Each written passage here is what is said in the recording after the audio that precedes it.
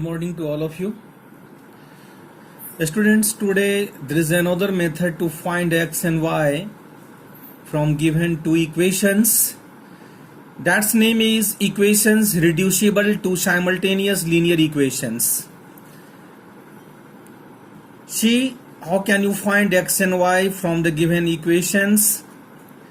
I have taken here a question. 6 upon x plus 4 upon y equal to 20 and 9 upon x minus 7 upon y equal to 10.5. We have to solve x and y, which is called a reducible method. See, in such types of equations, you can observe here that one thing is common. Here x is denominator, and here x is also denominator, and here y is denominator, and also here y is denominator. You know, 6 upon x can be written as 6 into 1 by x. Both are same. 6 by x can be also written as 6 into 1 by x, and 4 upon y can be also written as 4 into 1 by y equal to 20. Similarly, 9 upon x can be written as 9 into 1 by x, and 7 upon y can be written as 7 into 1 by y equal to 10.5. In both equations, you can observe 1 by x and 1 by y are common in both the equations. So, here I have to suppose 1 by x and 1 by y in the other variables. So, let 1 by x be a small a and 1 by y be a small b. यहाँ पे हमने 1 by x को small a से denote किया हूं और 1 by y को small b से डिनोट किया हूं, और इस वैल्यू को पुट कर देता हूं. यहाँ पे 6 इंटू 1 by x था, 1 by x के बदले a आ जाएगा तो बन जाएगा 6a.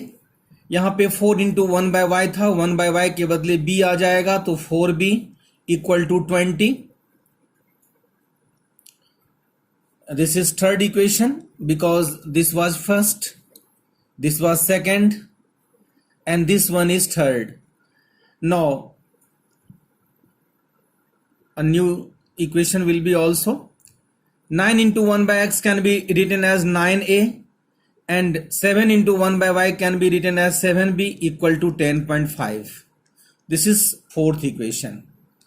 Now using elimination method, first of all we have to find a and b here. As you know, in elimination method we have to eliminate one variable, either a or b. यदि आप b को eliminate करते हैं तो sign change करने की जरूरत नहीं पड़ेगी. यदि आप a को एलिमिनेट करते हैं तो साइन भी चेंज होगा, और किसी नंबर से हम डिफरेंट नंबर से ऊपर और नीचे मल्टीप्लाई भी करेंगे. तो हम यहाँ पे b को एलिमिनेट करना चाहते हैं, तो b को एलिमिनेट करने के लिए टर्म भी सेम होना चाहिए. तो यहाँ 4 और यहाँ 7 है, 4 और 7 का एलसीएम 28 होता है. तो अब इन दोनों को 28 बनाना है. तो 28 बनाने के लिए फर्स्ट इक्वेशन, थर्ड इक्वेशन को 7 से और फोर्थ इक्वेशन को 4 से मल्टीप्लाई करना होगा. तो अब इस 7 से तीनों को मल्टीप्लाई करना होगा. 7 6 जा 42a, 7 4 जा 28b, 20 को 7 से मल्टीप्लाई करेंगे तो 140, 4 को 9 से करेंगे 36a माइनस 28b, और 10.5 को 4 से करेंगे तो ये हो जाएगा 42. अब हम यहाँ पे कैंसिल कर देंगे, प्लस 28b और माइनस 28b, 78a होगा. तो अब यहाँ से जो है ये सारा वैल्यू चेंज हो जाएगा, जिसको मैं आपको फिर से यहाँ करके दिखाता हूँ. 78a equal to 182. तो a इक्वल टू 182 अपॉन में 78, इसको हम कैंसिल करेंगे 2 से, फिर 13 के टेबल में आएगा. 13 3 जा 39, 13 7 जा 91, a का वैल्यू 7/3 आ गया. अब इस a के वैल्यू को हम थर्ड इक्वेशन में पुट करेंगे. Putting a in third equation मेरा क्या था, तो थर्ड इक्वेशन मेरा था 6a plus 4b equal to 20. 6a plus 4b equal to 20. 6 into a के प्लेस पे हम 7/3 रखेंगे प्लस 4b इक्वल टू 20, 3 2 जा 6, 14 plus 4b equal to 20, 4b equal to 20 minus 14 that is 6, b equal to 6 by 4 that is 3 by 2. Now substituting a and b, अब इसको हम substitute कर देंगे जहां पे हमने a और b लेट किया हूं 1 by x और 1 by y को. तो हमने 1 by x को a लेट किया था तो a का वैल्यू मेरे पास आया है 7 by 3. तो 1 by x equal to 7 by 3, cross multiplication 7x equal to 3, x equal to 3 by 7. Also 1 by y को हमने b लेट किया था, b का वैल्यू आया है 3 by 2, 3y equal to 2, y equal to 2 by 3. thus x equal to 3 upon 7 and y equal to 2 upon 3. These are the required solutions of given question. Now I want to take second question. Question is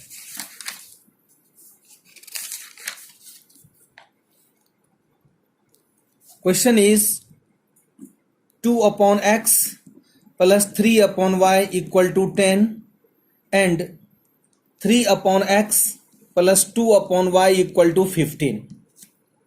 यहां पे भी मुझे x और y का value find करना है reducible method से. Again यहां पे हम 1 by x को a लेट कर लेंगे और 1 by y को हम b लेट कर लेंगे और इसको हम पुट कर देंगे गिवन इक्वेशंस में. 2 by x 2a बन जाएगा, 3 by y 3b हो जाएगा equal to 10, 3 by x 3a हो जाएगा और 2 by y 2b हो जाएगा इक्वल टू 15. अब हम इसको सोल्व करेंगे एलिमिनेशन मेथड से. तो इसको हम थर्ड इक्वेशन मान लेते हैं, इसको फोर्थ, क्योंकि इससे पहले जो गिवन इक्वेशन था वो फर्स्ट और सेकंड था. तो हम इसको 3 से और इसको 2 से मल्टीप्लाई करते हैं.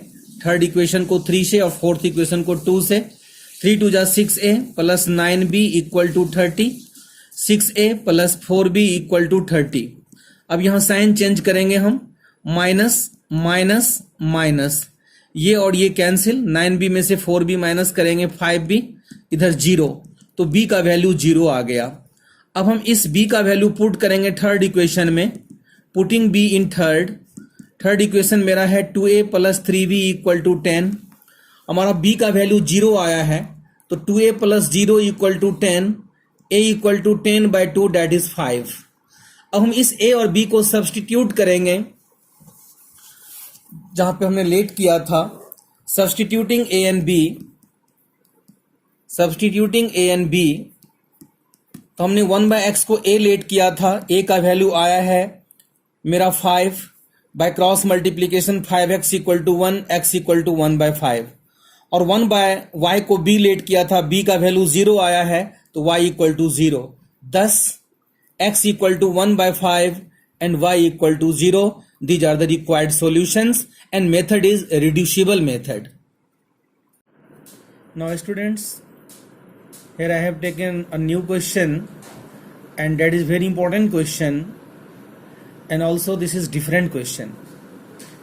Question is 41x plus 53y equal to 135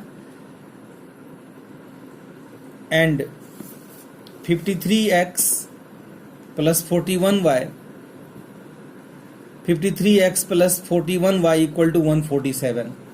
This is first equation and this is second equation.